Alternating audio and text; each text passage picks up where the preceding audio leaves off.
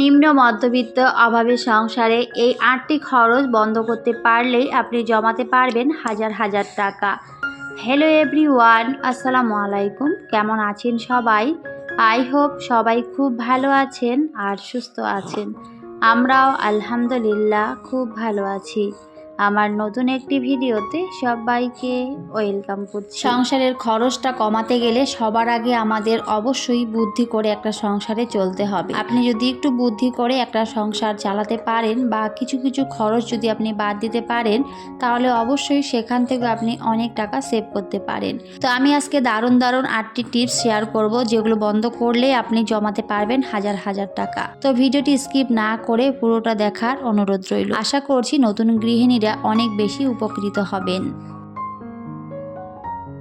তো যাই হোক, এদিকে কিন্তু আমি সবার আগে ড্রয়িং রুমটাকে সুন্দর করে গুছিয়ে নিয়েছিলাম, আর তারপরে কিন্তু আমি এখন বাসনগুলোকে গুছিয়ে নিচ্ছি। আসলে আমি বেশিরভাগ সময় রাত্রেবেলা বাসন মেজে রাখি, এতে কিন্তু অনেক বেশি সুবিধা হয়। সকালবেলাটা খুব একটা আর কাজের চাপ থাকে না।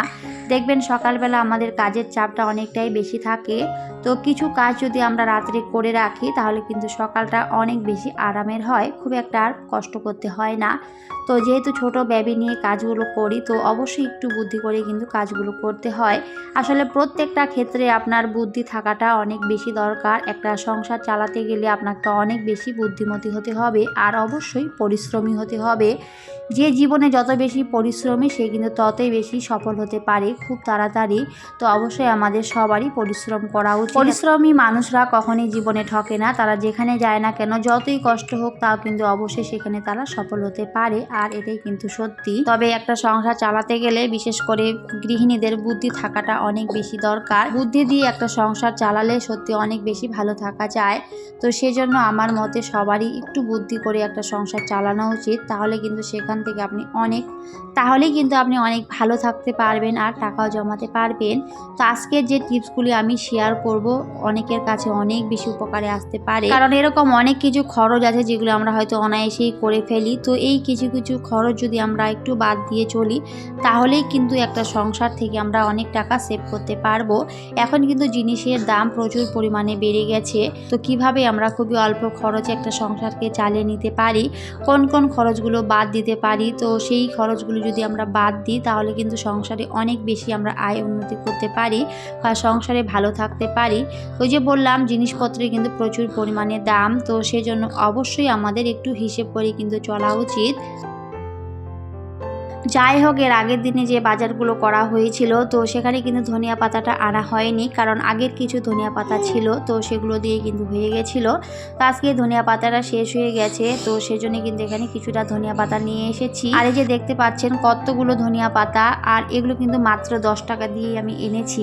মাত্র 10 টাকায় কিন্তু আমি এতগুলো ধনিয়া পাতা এনেছি, আর তার সাথে একটু কাঁচা কলা এনেছিলাম। কাঁচা কলাটা আমার অনেক বেশি পছন্দের, যদিও এখন খুব একটা বেশি খাওয়া হয় না। তো অনেকদিন পর কিন্তু আজকে আমি কাঁচা কলা এনেছিলাম। তো কাঁচা কলা খাবো না সেটা তো হতেই পারে না। তো তারপরে কিন্তু আমি এখানে 2টা কাঁচা কলা নিয়েছিলাম, আর সেগুলো কিন্তু আমি কেটে রেডি করে নিচ্ছিলাম, কারণ আমি ভাজা করব। আসলে কাঁচা কলা ভাজা খেতে আমার বেশ ভালো লাগে। তো আমার মতো কার কার ভালো লাগে অবশ্যই কমেন্টে জানাবেন। সব সময় যে মাছ মাংস খেতে ভালো লাগে সেরকম কিন্তু না, আসলে মাঝে মধ্যে এই সাধারণ জিনিসগুলো খেতে কিন্তু অসাধারণ লাগে।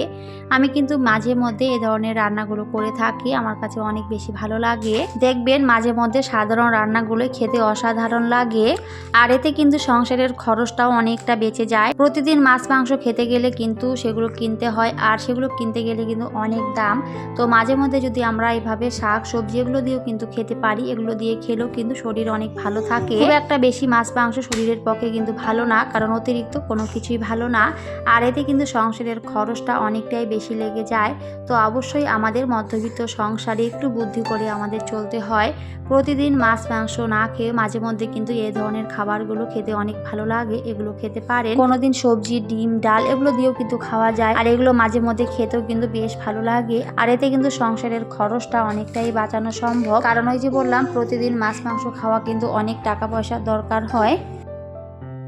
তো যাই হোক 3 দিন আগের একটা ভিডিওতে এক দাদাভাই কমেন্ট করেছিল, তো ভিডিওটা দেখে খুব ভালো লাগলো আপু। আপনাদের সরকার আপনাদের ভালো সুযোগ সুবিধা দিয়েছে, আমাদের বাংলাদেশে যদি এই নিয়মটা চালু হতো তাহলে দিন আনা দিন খাওয়া মানুষদের একটু উপকার হতো। তো সেই দাদাভাইকে অসংখ্য অসংখ্য ধন্যবাদ এত সুন্দর করে একটা কমেন্ট করার জন্য। আসলে প্রত্যেক দেশে সরকার কিন্তু সমান হয় না, তো আমাদের সরকার কিন্তু অনেক ভালো, আমাদের অনেক উপকার করেছে, অনেক মানুষকে অনেক সাহায্য করেছে, বিশেষ করে স্কুলের বাচ্চাদের অনেক সুযোগ সুবিধা দিয়েছে। তো আপনাদের সরকারও যেন আপনাদের এভাবে সুযোগ সুবিধা দেয়। তো অনেক অনেক দোয়া আর ভালোবাসা রইল। তো দাদাভাইকে অনেক অনেক ধন্যবাদ এত সুন্দর একটা কমেন্ট করার জন্য।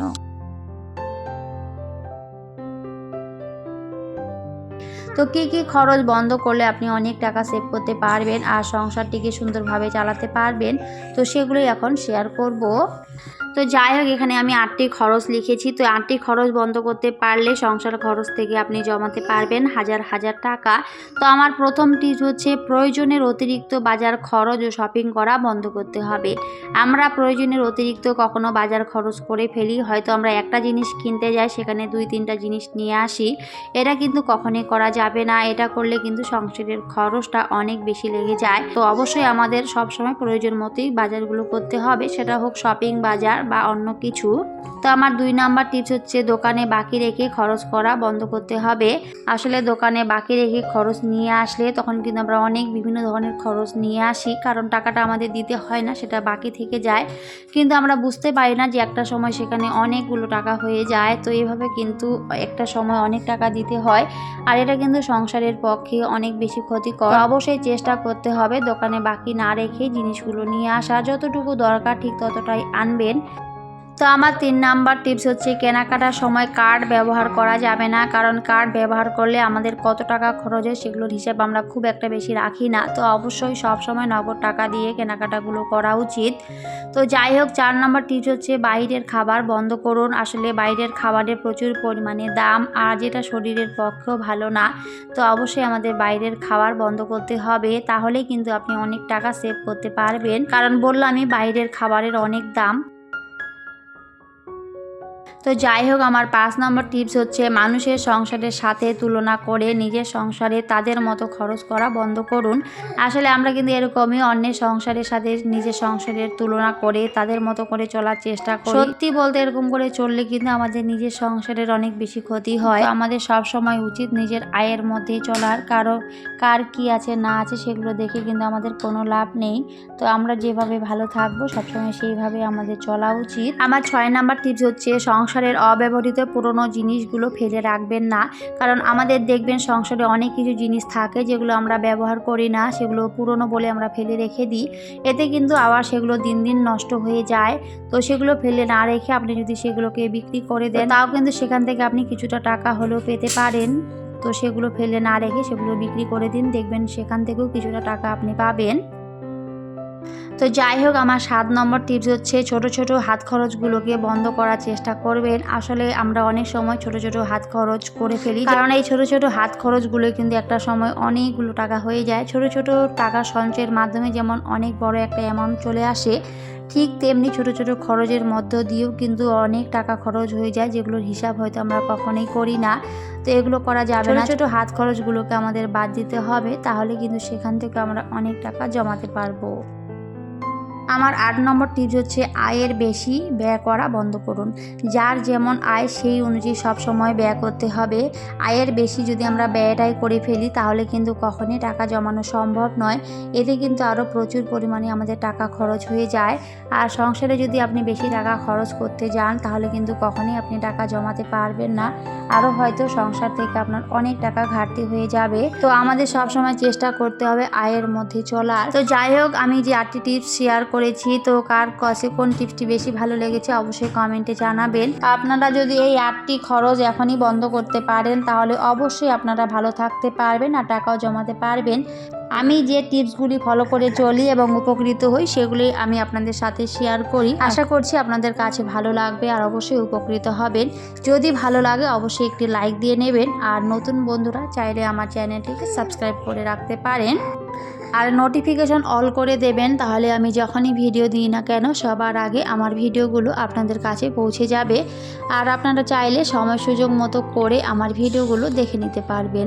আর যারা যারা অলরেডি এই কাজগুলো করে দিয়েছেন, আপনাদের একগুচ্ছ লাল গোলাপের শুভেচ্ছা জানাই। এভাবেই ভালোবাসা দিয়ে আমার পাশে থাকবেন। অনেক নতুন বন্ধু আমার পরিবারে অ্যাড হয়েছে, সবাই অনেক সুন্দর সুন্দর করে কমেন্ট করে, তো সবার জন্য রইল আমার মন থেকে অনেক অনেক দোয়া আর ভালোবাসা। তো যাই হোক, তারপরে কিন্তু আমি এদিকে কাঁচা কলাগুলো ভেজে নিচ্ছিলাম। আমার তো কাঁচা কলার ভাজা খেতে অনেক ভালো লাগে, তো সেগুলো কিন্তু করে নিচ্ছিলাম। আর তার সাথে যে ধনিয়া পাতাগুলো এনেছিলাম, তো সেগুলো কিন্তু এখন সুন্দর করে একটু গুছিয়ে রেখে দেব। তো আমি সব সময় কিন্তু একটা কাপের মধ্যে অল্প পানি দিয়ে আমি ধনিয়া পাতাগুলোকে রেখে দিই। আর সেভাবে রাখলে কিন্তু অনেক দিন পর্যন্তই বেশ ভালো থাকে। তো আপনারাও চাইলে এই টিপসটি ফলো করতে পারেন। তো ধনিয়া পাতাগুলো অল্প পানির মধ্যে রেখে দিলে সত্যি অনেক দিন পর্যন্তই বেশ ভালো থাকে। তো আমি এখানে কিন্তু একটা কাপের মধ্যে একটু পানি নিয়েছি, আর সেখানে কিন্তু আমি ধনিয়া পাতাগুলো রেখে দিলাম। আর এইভাবে রান্নাঘরের এক সাইডে রেখে দিলেও কিন্তু দেখতেও অনেক সুন্দর লাগে, আর অনেক দিন পর্যন্ত কিন্তু বেশ ভালো থাকে। আগের দিনে যে সজনা ডাঁটাগুলো এনেছিল, তো সেগুলো কিন্তু আজকে আমি রান্না করে নিয়েছি। তো বেগুন, আলু আর সজনে ডাঁটা দিয়ে আজকে রান্না করেছিলাম। আজকে প্রথম এই সজনে ডাঁটা রান্না করেছি। আমি কিন্তু আগের ভিডিওতে বলেছিলাম যে প্রথম আজকে সজনে ডাঁটা এনেছি, তো সজনে ডাঁটাগুলো কিন্তু আজকে প্রথম আমি বানিয়েছিলাম। আর এখন যেহেতু সেগুলো নতুন বের হয়েছে, তো বেশি পরিমাণে দাম ছিল, তো আমি কিন্তু অল্প করে এনেছিলাম। আর সেগুলি কিন্তু আজকে রান্না করেছিলাম, আর তার সাথে কাঁচা কলা ভাজা করেছি। তো আমার খুবই সাধারণ রান্না বাড়া, আমার রেগুলার ভিউয়ার্সরা অনেকেই জানে। এর আগের ভিডিওতে দেখেছিলাম যে কিছু ফ্লোর ম্যাট কিনেছি, তো সেটাই কিন্তু আমি এখন একটু বিছিয়ে নিচ্ছিলাম। তো সেগুলোই কিন্তু আমি দিয়ে দিচ্ছিলাম। তো ম্যাটগুলো কিন্তু অনেক সুন্দর এসেছিল, তবে দামটা অনেকটাই কম ছিল। দাম অনুযায়ী কিন্তু ম্যাটগুলো অনেকটাই ভালো এসেছে। তো 5টা ফ্লোর ম্যাট কিন্তু আমি অর্ডার করেছিলাম একসাথে, আর 5টার একসাথে কম্বো ছিল, তো সেটাই কিন্তু নিয়েছি। আর দামটা অনেকটাই কম ছিল। আর আমি এখন বেশিরভাগ অনলাইন থেকে জিনিস কিনে থাকি, কারণ খুব একটা বাইরে যেতে পারি না। এখন কিন্তু অনলাইনে অনেক সুযোগ সুবিধাও রয়েছে, অনেক অফার দেওয়া থাকে। তো যখনই দেখি কোনো অফার, তখনই কিন্তু আমি জিনিসগুলো কিনে থাকি। আর এতে কিন্তু আমার টাকাটা অনেকটাই সেভ হয়। আসলে একটা সংসারে চলতে গেলে সব দিক ভেবেচিন্তে কিন্তু চলতে হয়, শুধু এক দিক ভাবলেই কিন্তু হয় না, সমস্ত দিক ভেবেচিন্তে একটা সংসারে চলতে হয়। যারা সব দিক ভেবেচিন্তে একটা সংসারে চলতে পারে, তারাই কিন্তু শুধুমাত্র টাকা বাঁচাতে পারে বা জমাতে পারে। আর এর বাইরে কিন্তু সহজে কেউ টাকা জমাতে পারে না, কারণ টাকা জমানোটা এতটাও সহজ নয়। সেটার জন্য আপনার বুদ্ধি থাকাটা অনেক দরকার, আর অবশ্যই আপনাকে হিসেব করে চলতে হবে। আমি কিন্তু অনেক ভিডিওতে এই কথাগুলো বলেছি। আসলে হিসেব করে না চললে আপনি কখনোই টাকা সঞ্চয় করতে পারবেন না, আর এটাই কিন্তু সত্যি। তো যাই হোক, আমি কিন্তু আগে রান্নাগুলো করেছিলাম, আর পরে কিন্তু আমি একটা ডিম মামলেট করে নিচ্ছিলাম। আসলে আমার ছেলে কিন্তু ওগুলো দিয়ে একেবারেই খাবে না, তো আমার ছেলের আর আমার কিন্তু খাওয়া হয়ে গেছিলো আগেই। তো আমরা একটা ডিম মামলেট করে খেয়েছিলাম। আর পরে আমার হাজবেন্ড বাড়ি এসেছিল, তো ওর জন্য কিন্তু একটা ডিম মামলেট করে দিয়েছি, আর সবজি, আর তার সাথে কাঁচা কলা ভাজা। তো খুবই সাধারণ আজকে রান্না বাড়া, তো সেটা একটুখানি শেয়ার করেছিলাম। তো যাই হোক, অনেক কথা বলেছি, কোনো ভুল ত্রুটি হলে সবাই অবশ্যই ক্ষমা সুন্দর দৃষ্টিতে দেখবেন। আমি যেভাবে চলি সেগুলো ভিডিওতে শেয়ার করি, এর বাইরে কিন্তু কোনো কিছুই দেখাই না। তো আশা করছি আজকের ভিডিওটিও আপনাদের কাছে ভালো লাগবে। ভিডিওটি ভালো লাগলে অবশ্যই আমার চ্যানেলটিকে সাবস্ক্রাইব করে রাখবেন। তো সবাই খুব ভালো থাকবেন, সুস্থ থাকবেন। সবাইকে টাটা, আল্লাহ হাফেজ।